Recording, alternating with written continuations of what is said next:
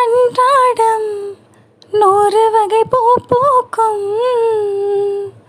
ஆனாலும் காயாகும் சில பூக்கள் தான் எல்லோர்க்கும் காதல் வரும் என்றாலும் கல்யாண வைபோகம் சில பேர்க்குத்தான் காதலன் காதலி தோற்பதுண்டு. காதல்கள் என்றுமே